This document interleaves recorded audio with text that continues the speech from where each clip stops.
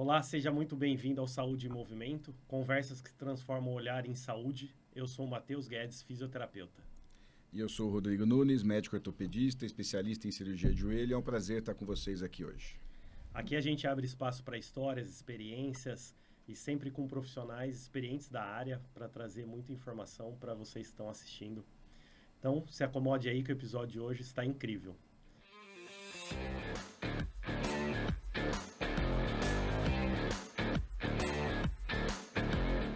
A gente vai começar hoje a conversa com o Jonas Andrade, fisioterapeuta, especialista em geriatria e doenças crônicas. Jonas, seja muito bem-vindo. Para a gente começar, pode, se quiser se apresentar para as pessoas, para saber quem é o Jonas. A gente tem muita coisa para conversar hoje. Obrigado, Matheus. Obrigado, Rodrigo. Obrigado aí pela oportunidade de estar aqui. Que o Matheus falou, sou fisioterapeuta, especialista em geriatria, especialista em exercício resistido na saúde, doença e envelhecimento. Que nada mais é que musculação para quem quer ficar forte e para quem quer tratar alguma patologia.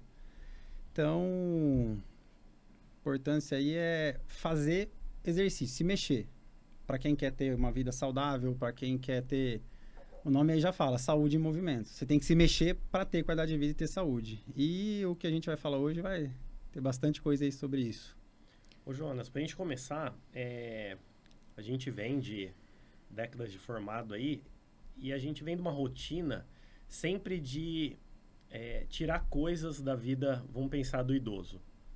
Então, agora, nesse momento, é melhor você não fazer mais isso. Então, agora você não faz isso. Na academia, você não faz esse movimento, você não faz isso. Isso falando da nossa parte do público da área da saúde, né? Como que você vê isso, que a gente vem há muito tempo sempre tirando coisas, sendo que o raciocínio hoje está sendo diferente da gente aumentar as capacidades do idoso. E para aumentar a capacidade do idoso, a gente precisa aumentar a demanda deles, né? Como que você vê isso? Como você viu ao longo desse tempo essa mudança entre tirar as coisas, não faz isso, não faz, e agora a gente está voltando a colocar cada vez mais demanda para eles. Uma das queixas que eu mais vejo na clínica não é nem tanto da parte física, de dor, de perda de movimento, mas é a perda da autonomia e da independência. Então, muitas vezes, o que deixa o idoso mais triste não é nem a dor, mas é eu não consigo fazer. Ou aquela coisa, antes eu fazia, hoje eu não faço mais. Então, quando vem essa situação pra gente, quando o idoso chega e fala, eu queria muito poder voltar a fazer uma caminhada, eu queria muito poder voltar, eu não consigo cozinhar mais, não consigo mais pegar os meus netos, eu não vou mais poder fazer isso. Então, assim, acho que uma forma de deixar ele, acalentar esse idoso, é que eu sempre falo para eles e coloco, tem que pensar o seguinte, tudo posso, mas nem tudo me convém. Então, às vezes, você vai poder brincar com o seu neto, não mais em pé, senta no sofá, senta numa cadeira, não posso mais fazer uma caminhada. De quanto tempo? Não pode mais fazer 1 hora, mas 15 minutos dá? 5 minutos dá? Então, isso que é o que você falou, a gente tem que colocar a demanda para ele. Então, acho que a gente da área da saúde, sabendo as capacidades que ele tem, o que ele apresenta, qual doença que ele tem, o que essa doença gera para ele limitação, desenhar para ele uma rotina de atividades, uma rotina de exercícios, uma rotina diária onde ele vai se perceber em atividade, ele vai se perceber não perdendo autonomia. Bom, eu consigo fazer. Mas eu não consigo ir mais no supermercado. Mas espera aí. Vai firme no carrinho. Ou vai no supermercado menor. Não precisa de um mercado muito grande, que os corredores são longos. Vai no mercado mais curto. Um mercado onde o trajeto do seu carro até a porta do mercado seja mais curto. Então, para quê? Para ele conseguir ter essa autonomia e ainda conseguir. Porque, o filho, mas eu falo o que eu faço no mercado para ela, eu faço o que eu faço, eu vou no varejão para ela. Mas o idoso quer fazer, a idosa quer fazer, no caso. Então, isso aí que você falou, de ele tá perdendo, mas como a gente pode, simplesmente com uma orientação, evitar essa perda, mesmo sem tratar? A gente não fez nenhuma intervenção ainda, não fortaleceu, não fez uma analgesia, não fez nada disso, mas a felicidade que esse idoso tem de falar, putz, eu ainda posso, eu ainda consigo, você já vê aquele brilho no olho dele. Então, manter essa autonomia e independência dele é muito importante. Isso que eu ia perguntar, Jonas. Até o conceito de idoso vem mudando muito, né, ao longo do tempo, né? Assim, você pega 20, 30 anos atrás, um cara de 70 anos estava lá, se contentava em ficar em casa, não saía mais. Não, hoje você tem pacientes de 70 anos completamente ativos, que viajam, que praticam esporte. Eu jogo tênis com pessoas de 70 anos. Sim, e conseguem estar lá e querem estar lá, não pensam em diminuir, não pensam em parar. As minhas idosas de 70 anos usam calça leg. Sim, sim. Há 20, 25 anos atrás era uma sainha. É isso. Eu tenho uma paciente que vai no consultório com 92 anos, sozinha. Ela pega o Uber, vai, desce, chega, conversa, fala tudo, volta. Então é isso, né? Ela é uma adequação da demanda, né? O que você consegue fazer de acordo com a capacidade física? Dentro da sua possibilidade, vamos lá. Qual que é o leque que você tem? Porque às vezes ela fala, eu não consigo mais andar. Peraí, só não consegue mais andar quanto? Então, só não consegue mais fazer um supermercado grande. A senhora não consegue mais grandes... mas eu não consigo mais cozinhar. Tá, quanto tempo a senhora fica na cozinha? Eu fico 2 horas. Não, vamos fracionar. Pega o livrinho de receita da senhora, receita que demorou mais de 1 hora para fazer, pula. Fica aquela de 15 minutos, 20 minutos. Então, assim, para quê? Para ele manter-se mentalmente ativo. Estando mentalmente ativo, o físico é mais fácil. Estando mentalmente ativo... A cabeça dele distrai, a perna dele suporta um pouco mais. Ele vai ter mais resistência, vai ter mais motivação para o dia a dia dele. É isso, né? Você fala motivação. É motivação. Essa é a palavra. Eu atendo pacientes domiciliares que estão acamados. Aí vira o marido, vira o filho. Não, você tem que tirar minha mãe da cama. Primeira coisa que eu pergunto, por que ela tem que sair da cama? Não, mas porque ela tem que sair? Não, vamos melhorar a pergunta. O que motivaria sua mãe a sair da cama? Porque eu tirar da cama, eu peço para ela sair, ela vai sair comigo, andar 10 minutos, 20, vai dar uma sessão, ela volta para a cama. Eu volto daqui 2 dias, ela vai ficar esses 2 dias na cama. O que a gente pode fazer dentro do dia a dia dela, que eu vou jogar uma isca para ela, e ela vai falar assim, mas então eu vou ter que fazer isso essa semana. Ela vai sair da cama, que é o mais... fortalecer coxa, fortalecer quadríceps, dar equilíbrio, dar propulsão, é a coisa mais fácil do mundo. Motivar é o mais difícil. Então, assim, como é que a gente vai dar essa cenoura para esse paciente? Como é que a gente vai criar esse brilho no olho dele de eu preciso sair? Eu vou ver um neto, eu quero sair. Quantas pacientes já tratei para entrar em casamento de neto? Mas eu tô com andador, mas e se a gente tentar entrar no casamento de bengala? Vamos tentar? Tá lá a motivação. Botou motivação, nossa. Cresce. Você vê o olhinho brilhando. E você falou uma coisa, né, que é importante, acho que às vezes a família, na vontade de ajudar, vai restringindo, né, essa pessoa. Não, cuidando. Pode deixar que eu vou no supermercado, não, eu faço isso por você. Tentando fazer o melhor. O quanto isso é o ideal, né?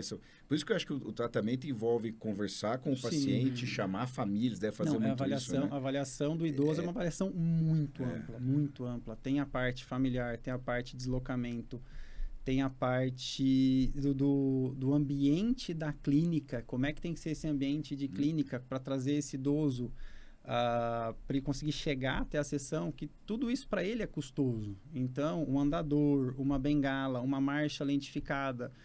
Então, até os pacientes brincam, nossa, nós tem tanta paciência. Eu falo, não, eu sou extremamente ansioso. Só que eu entendo toda a dificuldade que a pessoa tem de andar. Então, vamos lá, vamos no seu tempo, vamos dar um passinho depois do outro, não tem problema nenhum, vem comigo, a senhora consegue, só mais um. O idoso com muita dificuldade. Agora, quando a gente pega o idoso mais ativo, aí a motivação é mais fácil. Aí ele consegue. E aí ele vem com uma lesão, ou ele vem com um agravo. Então, você coloca... Ele percebe menos essas limitações. Você falou, a percepção é menor. Mas aparece para ele. E isso, você vê que vai perdendo o brilho no olhar. O idoso, quando perde a motivação para viver, essa história da cama que eu falei, é uma paciente muito complexa. Porque, para que ela vai sair da cama? Então, assim, o idoso, para que eu vou melhorar? Quando o idoso faz essa pergunta, eu chamo a família e falo, a gente tem que mexer alguma coisa, porque pode entrar uma depressão, a expectativa de vida cai vertiginosamente. Então, no dia a dia nosso aí, ter esse olhar amplo, não só na dor, não só na patologia, não só no ombro, no joelho, no quadril, mas nas respostas, no olhar, nas histórias que ele traz, no como ele traz. Tem paciente que a gente bate o olho e fala assim, vamos lá, com quem a senhora brigou essa semana? A carinha mudou. E é olhar no olho dele e você percebe que ele tá diferente. Mas espera aí, você é fisioterapeuta, você não é psicólogo. Tá, mas se ele tiver estressado, se ele tiver desmotivado, se ele tiver... Que seja estressado, nível de cortisol vai lá para cima. Acontece com a dor. Sim. Não, uma não é artrose. questão de ser psicólogo, isso é percepção, né? Percepção, isso é tato, né? Isso é... Como é que a senhora está comendo com o filho? Beleza, como é que a senhora está dormindo? Como é que a senhora está comendo? Mas o que você teve? Você é nutricionista, mas peraí. Se ele não está comendo, se eu estou fazendo um trabalho para evitar a sarcopenia dele com ganho de massa muscular, se ela não estiver botando pelo menos 2 gramas de proteína para dentro por dia, não adianta eu fazer musculação. Se ela não estiver tendo um sono reparador, não adianta eu fazer musculação. Ele já tem mais perda de massa muscular do que o normal. Então, assim, se a gente não olhar todos esses pormenores, avaliar e trazer para o dia a dia, o nosso resultado fica bem pior.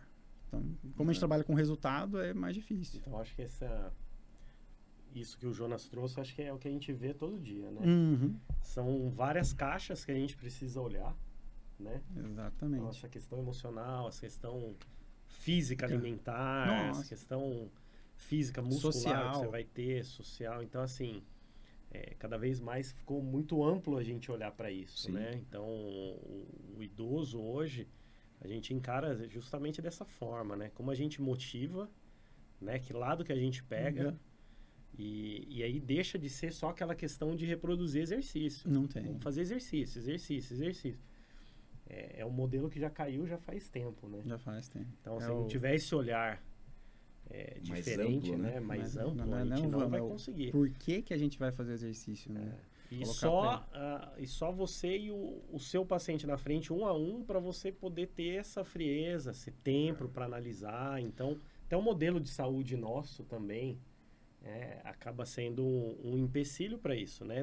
Dentro dos planos de saúde. Não. Sim, você A gente não precisa consegue, de tempo, né? dedicação, você precisa de entender todo esse contexto. Exato, o físico precisa estar sozinho com o idoso dele para ele poder enxergar isso, né? E dentro disso ainda, nessa situação, a gente tem a clínica tem uma equipe lá com vários profissionais, cada profissional com seu paciente, e muitas vezes eu estou vendo meu paciente está lá, está estranho, não está bem, não conversou muito, e você olha tal, não dá outra. Você pega o seu paciente, a gente pega ele, leva para o cantinho lá, fazer um aparelho diferente, ou na maca ali, chega mais perto, aí vem o problema. Aí que ele conta pra gente, aí que a gente entende, aí... Porque daí facilita para você poder jogar a demanda para ele também. Vamos fazer um exercício de equilíbrio. Você pegar um cara desmotivado, cansado, com sono, que brigou a família, treinar equilíbrio com ele para evitar uma queda, não vai. Então, assim, para você também entender no dia a dia o que vai ser para ele hoje.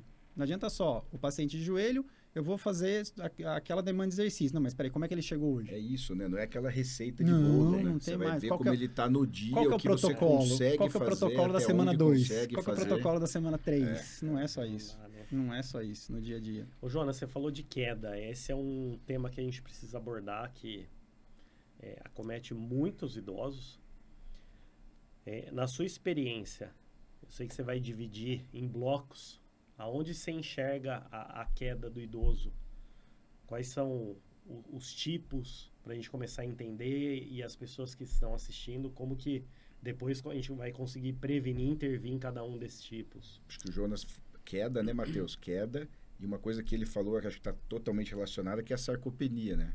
Sarcopenia. Tanto como causa, como consequência da queda, né? Então, acho que está tudo relacionado, né? E para poder abordar isso, é uma coisa interessante de começar a falar de queda, dividir a queda em 2 grandes grupos. As quedas por motivos intrínsecos à pessoa, dentre eles, por exemplo, a sarcopenia, e motivos extrínsecos, que é o ambiente, que são barreiras arquitetônicas, que é um tapetinho, que é um cachorro. Tapete que eu digo um tapete de sala, mas muitas vezes já aconteceu de paciente minha cair porque ao sair do box, o tapete estava um pouco mais afastado, ela com medo de molhar o chão, deu um passo mais longo. O passo mais longo, pisou no tapete, a perna foi. Então, assim, fatores extrínsecos também.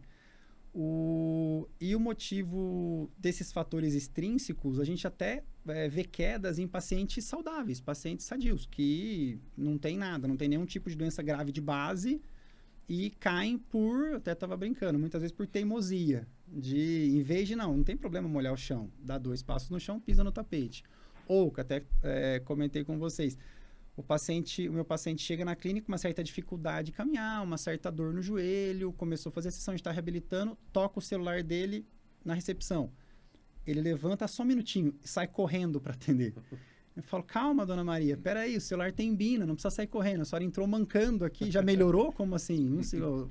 O celular é melhor que eu na fisioterapia? Reabilitou a senhora mais rápido?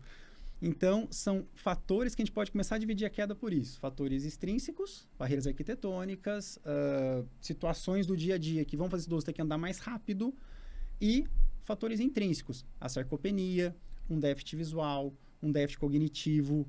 O próprio processo do envelhecimento em si vai levando um déficit motor, onde o tempo de reação desse idoso fica mais longo.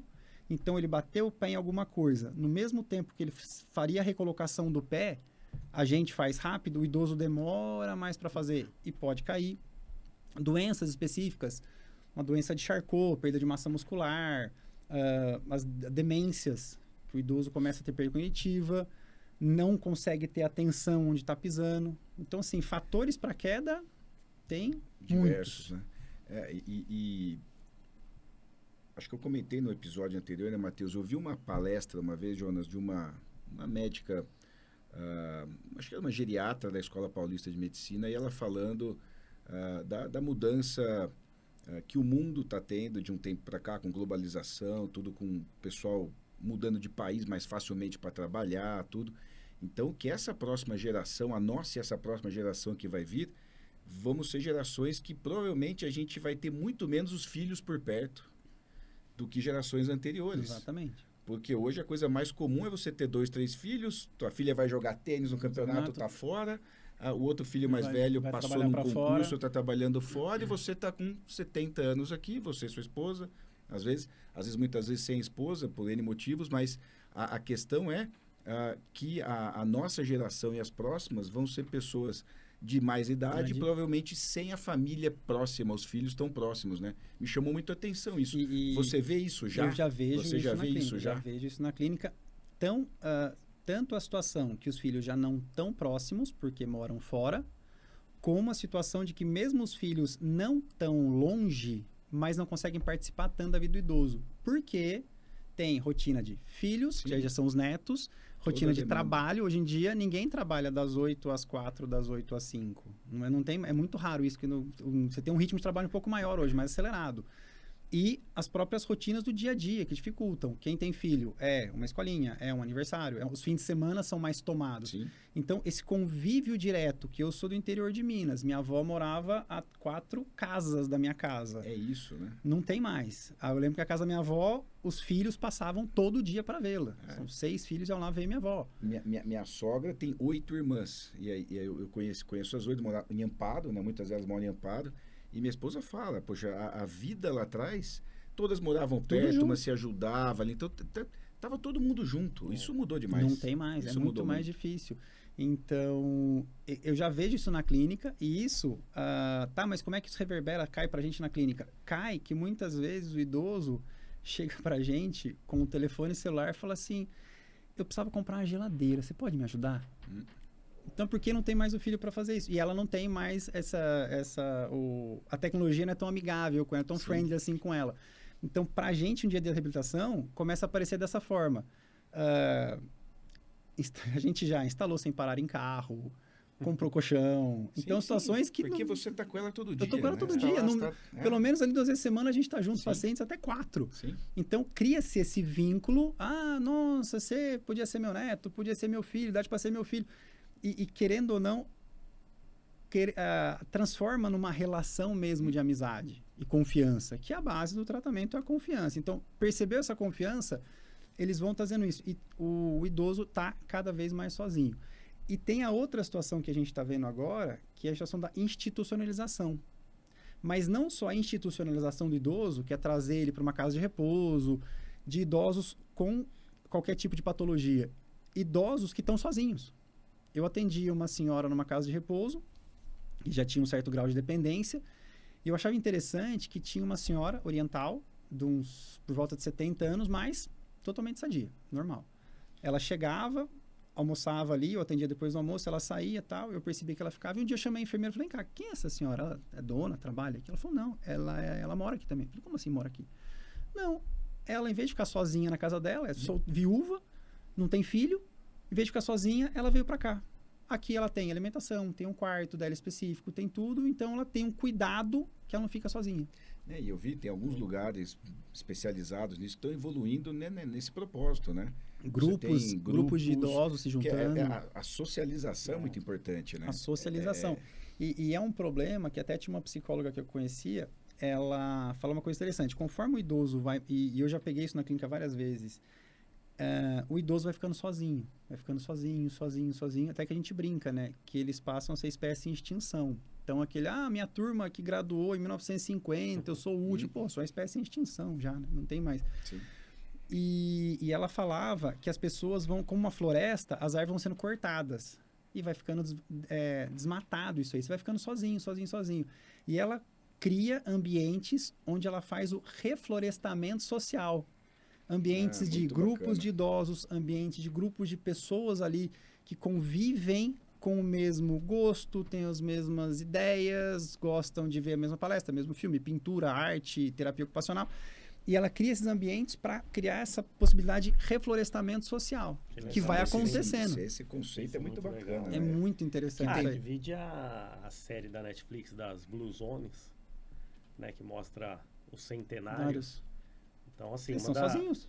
Das tribos todas que eles chegaram a ver, todo mundo dessas tribos centenárias, uma das características principais era a socialização, que eles viviam nas comunidades, e é isso que você está falando, eles tinham gostos semelhantes, eles tinham essas oportunidades de estarem vivendo juntos. E falando em envelhecimento saudável, a saúde social é muito importante. Quando for bem-estar físico, psíquico, definição de saúde, bem-estar físico, psíquico, social é muito importante. Então, conforme você vai envelhecendo, você vai perdendo o social, é muito complicado. E aí a gente cai na motivação, né? E cai na motivação. Pra quê? E tem, você tem clínica e trabalha muitas vezes com grupo, trabalha em grupos.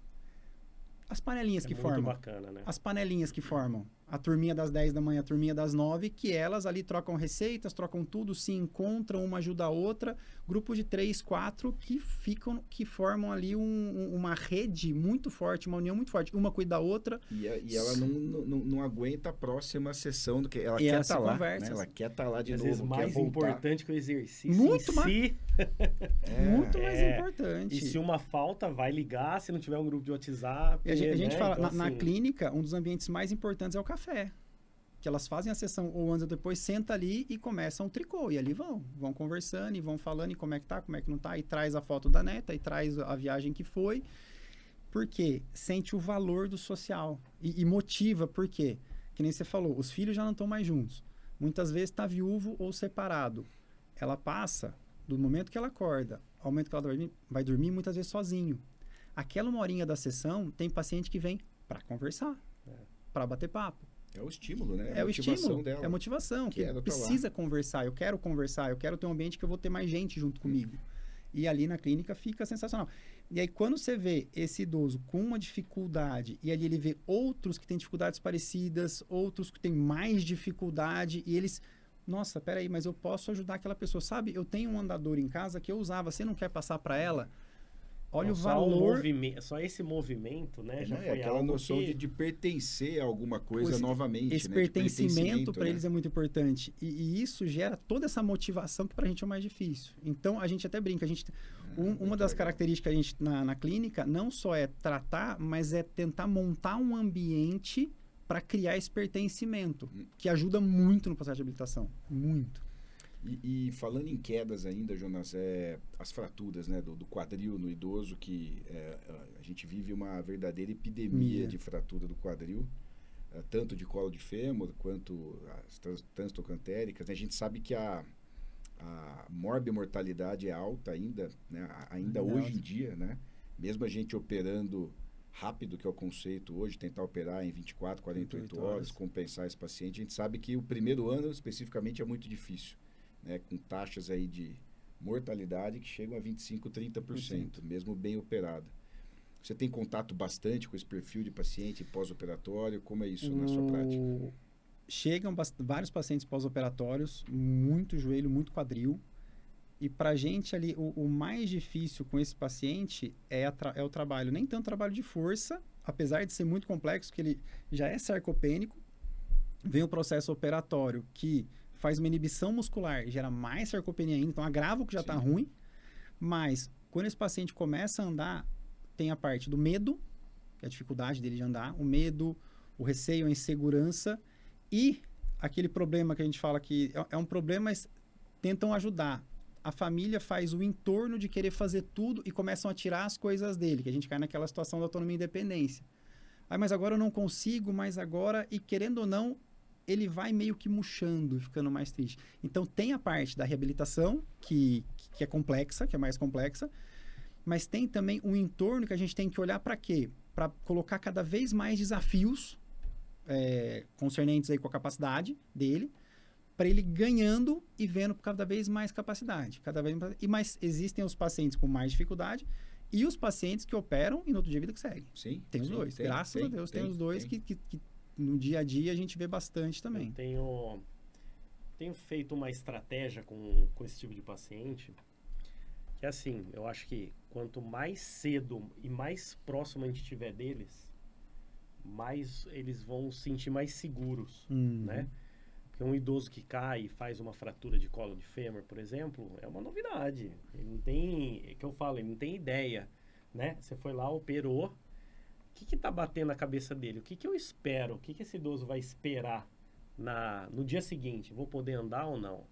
A primeira pergunta. Na semana seguinte, como que eu vou estar? Né? Vou tomar banho sozinho? Quando eu vou poder sair? Quando eu vou... Então, é uma série de dúvidas, né, que fica na cabeça desse idoso, porque é um trauma, foi ali, né? Não foi algo que ele veio, uma patologia que ele vem trabalhando, vai na consulta, vai na fisioterapia. Sim, foi uma ruptura abrupta, né? Abrupta, né? E que nem você falou, o ideal é operar nessas 24 primeiras horas. Então, foi tudo muito rápido. Em 24 horas, esse idoso quebrou, operou e tá lá no hospital para ter alta. Sim. Então, eu tenho usado uma estratégia assim, quando me solicitam, no caso, ou o médico ou a família, rápido já está lá dentro, se for o hospital. Então, eu tenho feito algumas abordagens de estar dentro do centro cirúrgico junto com o Rodrigo. O idoso já se sente ali, nossa, ó, tem uma equipe aqui já me amparando. E o que a gente tem feito muito logo no segundo dia pós-operatório, teve alta, eu já vou para casa desse paciente tratar não ele. Exatamente. A família. Isso que eu ia falar.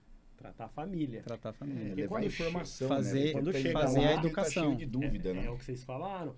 A família vai querer tirar tudo dele e a ideia não é essa, né? Eu tive um caso, final do ano retrasado, numa paciente que eu fiz o pré-operatório de uma prótese de quadril. E aí eu fui assistir a cirurgia. E essa paciente, o desespero dela é que ela morava num condomínio e ela e o marido, ela viúva, e eles tinham feito uma casa dos sonhos lá atrás. Era uma casa, um sobrado de 2 andares, mas que tinha uns recortes, ou seja, para entrar na sala e chegar no quarto, eram 3 lances de escada. E esse era o desespero dela. E ela falava, Matheus, pensa comigo, no pré-operatório ainda antes de operar. Já. Como que eu faço? Eu tenho um quarto, a gente fez um quarto só no térreo lá. Mas não tem banheiro.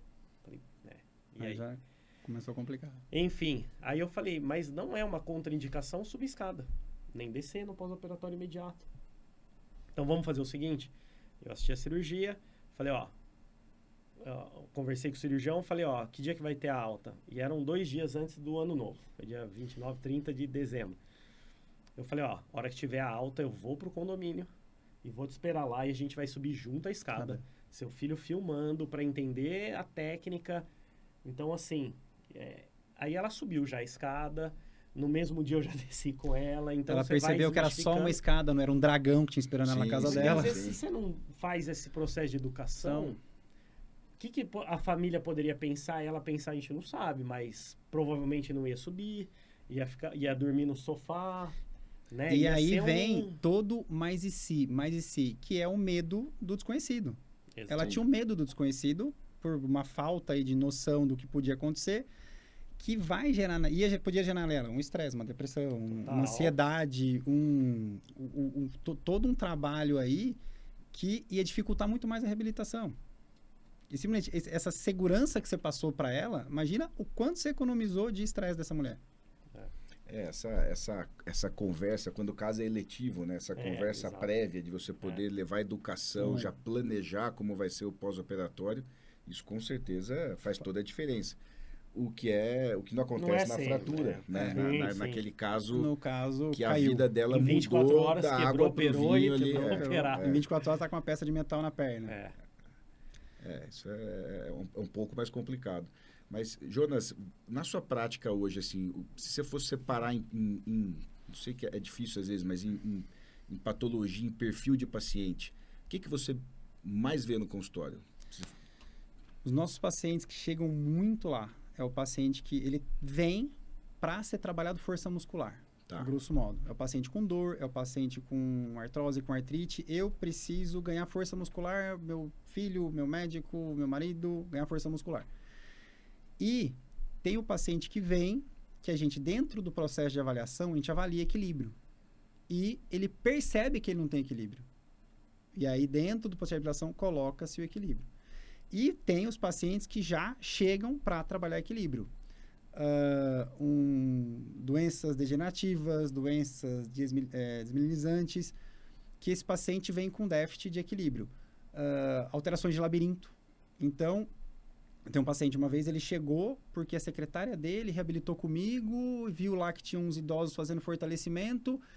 Eu vou mandar meu chefe aqui. Veio um senhor, perfeito, um cara fisicamente ativo, uma força muscular boa, vamos lá, teste de equilíbrio. Tira uma perna, tira outra, esquete de Berg, tranquilo, vamos lá. Olho fechado, no que ele fechou o olho, ele quase caiu. Ele falou, como assim? Ele se assustou, porque ele não tinha percebido isso. Então, chegam os pacientes normais, que a gente avalia e vê que tem um déficit normal do envelhecimento, da sarcopenia, que é 90% dos nossos pacientes, e os pacientes, muitas vezes, sem saber, têm um déficit de equilíbrio já. E o risco de queda aumenta vertiginosamente. E aí você acaba até fazendo o diagnóstico lá de uma coisa que o paciente nunca imaginou que tinha. Não, peraí, isso não tá normal, né? Vamos ver. E é interessante que é o cara que mora sozinho, dirige uma empresa, dirige um carro, anda de barco, só que ele não percebeu que com o passar do tempo, ele começou a colocar calça sentado, colocar meia sentado, não coloca mais em pé. Ele falou, mas o senhor não fica num pé só? Ele falou, não. Eu falei, o senhor não põe calça? Eu visto sentado. Agora faz tempo já que eu vi sentado, não sei porque um dia São mudanças lentas que vão acontecendo ali. O estilo de vida dele vai mudando, ele vai só se adaptando a uma coisa que ele não dá mais estímulo. E quando você pensa em ganho físico, em qualquer tipo de ganho físico, mental, cognitivo, o que é? É você estar num patamar hoje, gerar um pouquinho de estímulo a mais. O corpo vai lá e se adapta. Supercompensação. Um pouco de estímulo a mais, você vai lá e se adapta. Então, a gente faz isso hoje na parte física, ortopédica, de fortalecimento muscular, nesse treinamento com labirinto, a parte visual, a parte cognitiva, porque quando a gente fala em equilíbrio, a gente tem os 3 feedbacks, labirinto, visual e articular, que mandam informação para o cérebro faz processamento. E tem o paciente com caso de demência, que o problema é no processamento central. Aí já é mais difícil. Porque o input está bom, mas o processamento no cérebro está mais ou menos. Então, dentro dessa avaliação, a gente consegue definir aonde está pior, se é a parte articular, se é a parte muscular, se é a parte de labirinto ou visual. E uma paciente que eu atendo que ela não enxerga e até ela anda muito devagar. E a filha fala, mãe, anda mais rápido. Falando da família. Um dia eu falei, vem cá. Eu peguei um caixote, aqueles caixotes de exercício, coloquei na frente dela. Eu falei, sobe no caixote. Ela pegou, subiu, desceu.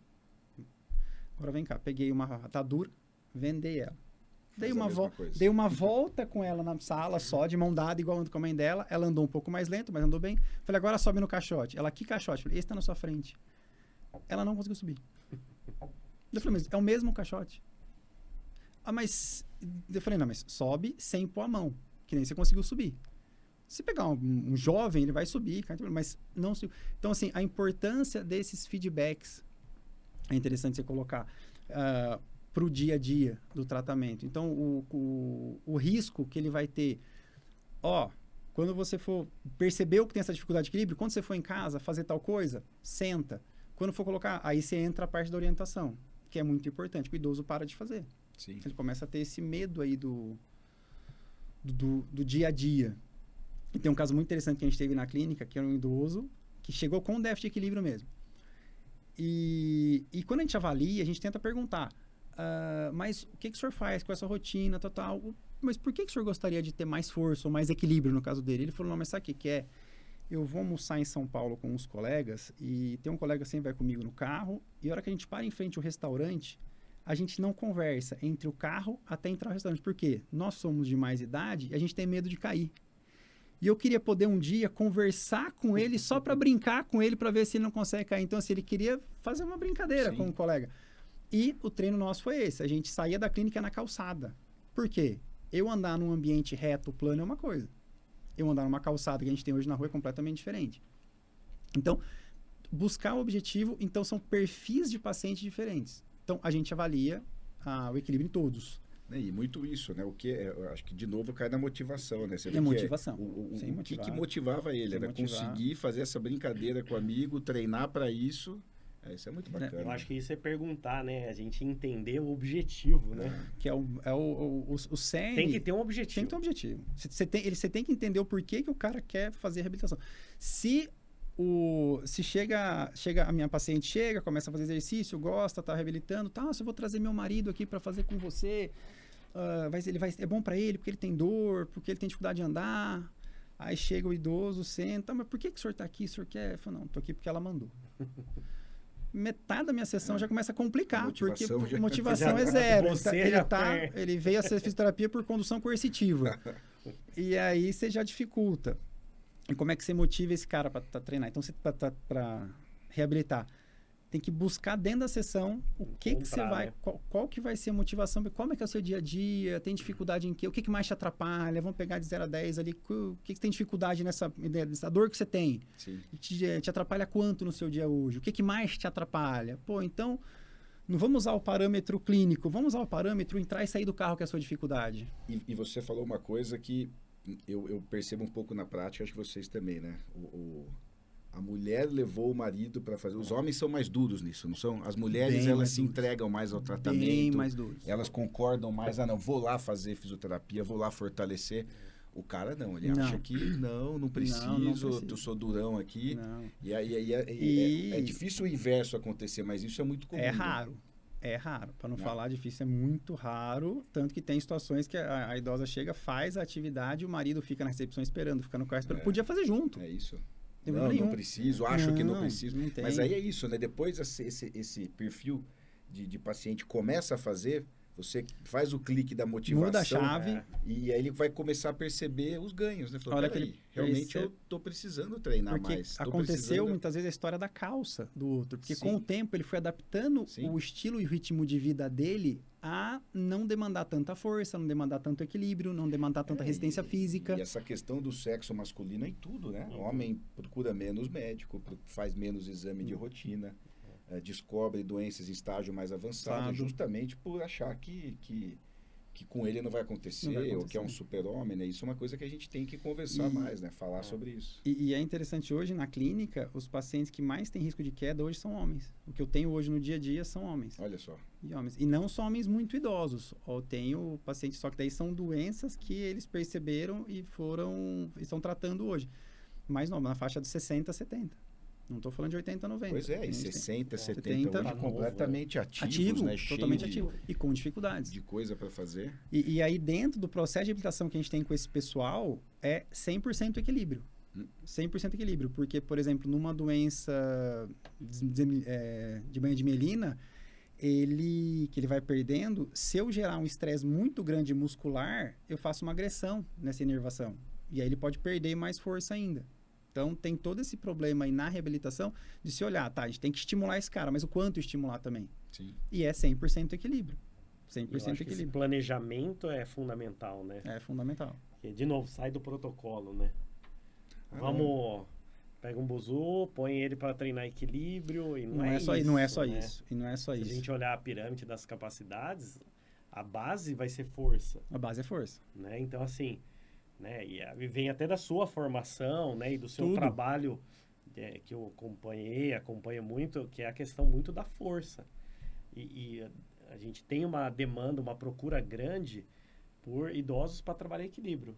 Só que a grande maioria desses idosos vai chegar e não vai trabalhar o equilíbrio. Porque não vai conseguir. Tanta coisa para chegar no equilíbrio, né? Então vai ter que trabalhar força, vai ter que trabalhar outros sistemas, Você né? coloca ele em cima de uma cama elástica para soltar um equilíbrio, bate a pressão arterial, vai para 19, porque ele está com medo.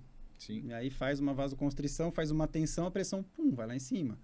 Ou a minha idosa com artrite, com artrose, chega com muita dor, aí ela, não, agora trocou a medicação, colocou a medicação um pouco mais forte, uma medicação mais agressiva, e aí causa uma letargia, aí essa idosa cai. Sim. Que ela levantou da cadeira, ela caiu. Ou a gente começou um trabalho de fortalecimento muscular, gera um certo relaxamento muscular, a pressão arterial começa a ficar controlada, ela vem de uma hipertensão arterial medicada, a pressão dela cai muito, fica na casa dos 11,8, 11,7. Faz uma hipotensão ortostática ao levantar, cai.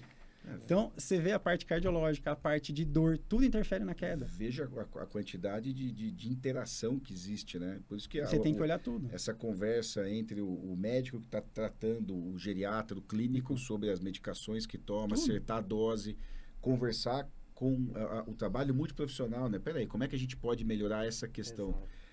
Na parte ortopédica, né? Eu vejo muito paciente usar drogas aí para dor crônica, combinadas. Nossa, e vira uma bomba. vira uma bomba. Vira Isso uma aí bomba. vai deixando ele mais Tira a dor. letárgico, tira a dor. Mas aumenta também o risco de queda. Aumenta o risco de queda, aumenta o tempo de resposta motora. Sim. Consequentemente, o passo dele fica diferente. Então, ele vai ter um passo mais lentificado. O tempo de reação dele fica mais lentificado, ele fica letárgico.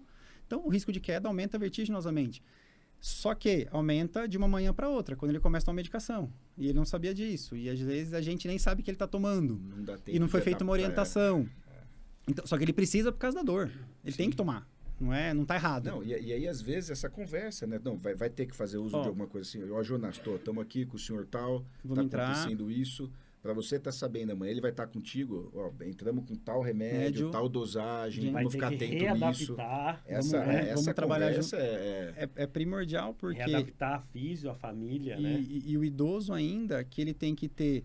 O ideal é ele ter o geriatra dele, que vai ser vamos dizer, o maestro de uma orquestra de gastro, pneumo, ortopedista, Sim, reumato, todo mundo. Esse cara vai olhar e fazer ali meio que essa interação de todo mundo para quê? Em benefício para o idoso. Que já chega paciente para a gente que toma um anti-inflamatório para o ombro, um para o joelho e um para o quadril. Olha só. Que passou em 3 médicos diferentes e indicou isso. Só que por quê? O paciente não chegou e falou, mas eu já estou tomando tal remédio, já faço uso desse remédio, já faço uso daquele remédio. Então, e simplesmente você ter um geriatra de base, alguém que faça esse cuidado, que muitas vezes é o cardiologista, muitas vezes é o ortopedista, o reumato, todos eles fazem isso. É muito legal quando você pega um paciente que tem um médico que orquestra o que ele faz, porque é a pessoa que vai conhecer.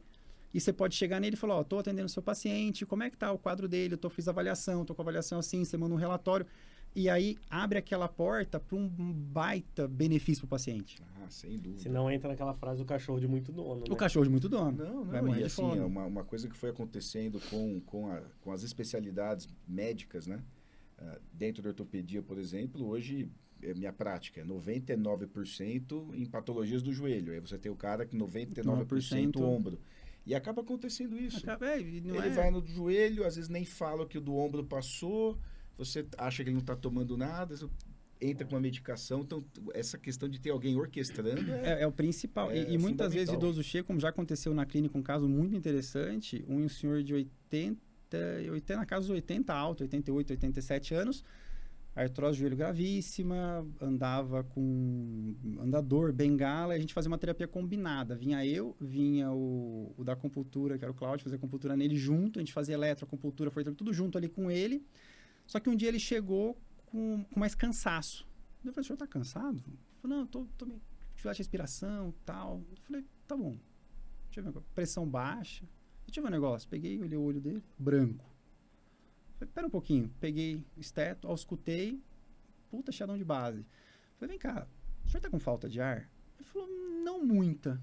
Eu falei, o senhor tem um clínico que o senhor pode ir agora? Ele falou, não. Eu falei, então peraí. Liguei pro meu clínico, que é o meu gastro clínico. Falei, tem um horário para ele? Tenho. Manda aqui. Mandou. A situação é essa. Risco de pneumonia. Idoso 80 anos. Não faz febre.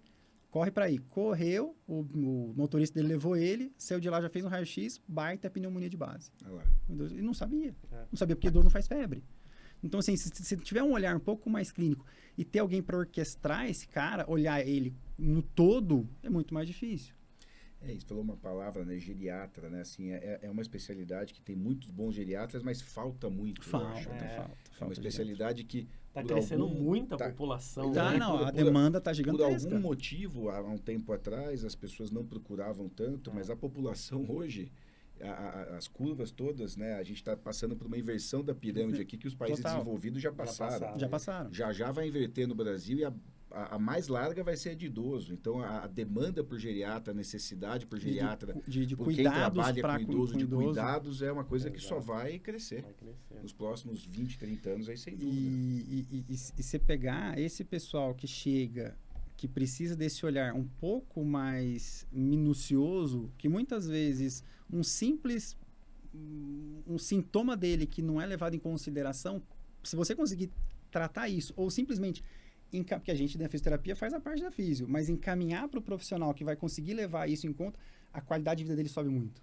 Nessa Sem parte da dúvida. pneumo, muitas vezes uma depressão que você não enxerga, muitas vezes uma parte que seja dermatológica, mas você conseguir... E é ter um olhar, né? Você tem que Não, ter e o o olhar. atento, né?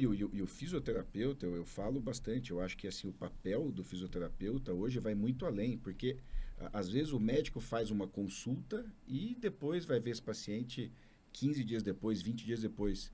Vocês têm oportunidade, né, de estar com ele, às vezes, 3, 4... 4 vezes por semana, às vezes. Então, isso, essa percepção, às vezes, muitas vezes, quem faz diagnóstico é o fisioterapeuta, com olhar atento. Tem que estar com o olhar atento. Que nem Tem que você estar com fez, botou o Você esteto tem ali, que olhar com o olhar tem uma aguçado. coisa Tem uma errada, coisa tá mais errada. cansado. Olhei pra cara dele, tá mais cansado, não tá com o mesmo ânimo. É isso. Não Você brigou não- comigo, você- não brigou é comigo isso. na chegada que ele sempre briga. Peraí, então tem uma coisa errada aí. Você não é um pneu nem um carne, Não mas sou pneu, olhou, não sou né, cardio. viu que tem alguma alteração. São, Sim, Não deu um diagnóstico, mas falou, Ó, vai ver, né? tem coisa errada, vamos ver isso agora. Porque- Que é o nosso dia a dia. Sim. É chegar, olhar e cuidar. Não é só tratar, a gente vai cuidar desse idoso. E, que nem a gente está falando da queda, o idoso que vem pós-queda é muito complicado, porque o medo dele de cair faz com que a incidência de novas quedas seja altíssima. Então, no primeiro ano, uma nova queda é gigantesco, em torno de 60% a 70%. Porque o receio, o que ele faz? Ele está andando, ele caiu, percebeu, aconteceu, fez a fratura, fez a cirurgia, fez pós-cirúrgica, dificuldade de subir em casa, todos esses problemas. A hora que ele passa por uma situação semelhante a que ele teve a queda, o corpo trava. O corpo travou, é chão. E a gente fala uma coisa muito interessante na clínica com os profissionais lá, que o nosso paciente, ele vai cair. Eu só não sei a hora. Então, quando a gente faz a avaliação do paciente, tem avaliação, a gente faz a queixa, espaça, não sei o quê, faz a reunião clínica, então, ó, paciente A, B, paciente A, caso isso, a gente tem que fazer isso, objetivo esse, a gente vai trabalhar dessa forma, e, pum, embaixo, risco de queda. Ponto. Embaixo, risco de dor. Embaixo, mobilidade reduzida. Então, assim, a gente tem já, como se fosse um hospital que tem a pulseirinha vermelha lá da queda, a gente, no procedimento interno da clínica, a gente faz isso. O paciente é risco de queda. O paciente risco de queda, você tem que estar mãozinha dada, tem que estar do lado dele. O paciente espirrou, você tem que estar junto, porque ele vai cair. Eu só não sei a hora que ele vai cair. É a palavra que ele usou, né? Cuidar, né? Não é tratar, Não é tratar, reabilitar, eu vou cuidar. Isso é cuidado, né? A Sociedade Brasileira de Ortopedia fez uma campanha um tempo atrás, porque muitos ortopedistas atendiam uma fratura de punho, por exemplo. Você enxerga o raio-x lá, fratura de punho, tá bom, vamos reduzir, põe o gesso e tal, volta daqui 6 semanas. Mas e a osteoporose, e a osteopenia? Onde é que tá? Por que quebrou? Por que E aí você não faz o diagnóstico nessa fratura de punho, você perde a chance de tratar essa paciente e evitar uma fratura de quadril que tem 30% de mortalidade no primeiro ano. E assim, foi uma campanha da sociedade porque viu-se que não se fazia esse E diagnóstico. às vezes Você olhava o raio-x, reduz fratura, volta em 4 semanas. Vida que segue. Né? E pensando dessa forma, né? Uma fratura de punho pode abrir uma janela para tanta coisa, né? Sim, e é cuidar, não é, É não é só- atender, não é reduzir, é olhar, cuidar, É o peraí, porquê. olhar além, né? Isso é... Por que está acontecendo isso? Exato. Jonas, estamos chegando no final. Ô, Nem passa rápido. Passa rápido. Para as pessoas que estão te vendo, e você é um cara super especialista nisso, queria que você deixasse 2 coisas para as pessoas que estão vendo. Primeiro, alertar quais fatores, que a gente já conversou bastante aqui, mas pontuar onde que cada um tem que prestar atenção, o idoso que está assistindo, que tem risco de cair. E para as pessoas idosas e não idosas também, dicas de longevidade com qualidade, como envelhecer com qualidade. Essas duas coisinhas para a gente encerrar. Entendi. Para o idoso que já está lá e para evitar quedas, o que a família pode fazer primeiro? Olha para o seu idoso, olha para o pai, olha para a mãe, olha para a avó. Tá andando mais devagar, o passinho tá mais curto. Cuida, fica do lado. Não deixa sozinho. Não deixar sozinho de agora vai ter sempre uma babá do lado. Não, mas sempre dá a mão. É o famoso, dá um carinho a mais. Esse carinho a mais evita a queda. Esse carinho a mais previne a queda. O idoso, que já não tem tanta idade, já não está com tanta idade assim, movimente-se, faça um exercício, não se iniba de fazer uma caminhada um pouco mais longa, não se iniba de entrar numa academia especializada em idoso, que muitas vezes uma academia ela não é tão friendly, não é tão amigável para o idoso, mas um local onde o idoso possa fazer um exercício, um clube, um grupo de dança, isso aí ajuda a prevenir. E o outro grupo, que vamos colocar que somos nós que um dia seremos idosos, o importante é, quando a gente pensa em envelhecimento, a gente pensa em, eu vou fazer uma previdência para o envelhecimento, eu vou guardar dinheiro para o envelhecimento. A gente tem que também guardar músculo. A gente tem que ter uma carga muscular, um volume muscular tal, que é o que eu vou precisar lá na frente. Eu vou precisar ter músculo para subir uma escada, para fazer uma caminhada, para levantar de uma cadeira. Então, hoje, se a gente conseguir colocar uma atividade física para ganho de massa muscular, para que lá na frente, quando, a partir dos meus 50, 60 anos, eu começar a ter uma perda muscular mais acentuada, essa perda não me tirar a função. Essa perda não me deixar com dificuldade de andar, não ter dificuldade de levantar de uma cadeira. Então, eu brinco que hoje eu faço academia, não é para ficar com o corpo sarado, e sim para levantar da cadeira sem gemer, né? Sim. A gente faz academia para que lá na frente eu não fique corpo sarado, mas consiga levantar e fazer uma caminhada tranquilo. Esse aí, deixar esse recado aí para a turma. Só se movimentar, manter-se em movimento. Muito legal, Jonas. Pô, sensacional, hein? Quanta informação de qualidade aí. Que bom. Bom que deu para... Pena que é rápido. É rápido. Não, vamos... Mas terão outras oportunidades pra gente acho conversar. Que tem muitos aqui que a gente tem que chamar mais 2, 3 vezes, porque é tanta coisa, tanta informação de qualidade para levar que... Para poder encerrar o assunto aí. Jonas, obrigado. Cara, obrigado a vocês. E assim a gente encerra mais um episódio. Se você gostou, tem alguém na família, algum conhecido que essa conversa interessaria, compartilha, encaminha. E assim a gente encerra, agradece mais um episódio. Fiquem atentos aos próximos. Muito obrigado. Boa noite a todos. Muito obrigado.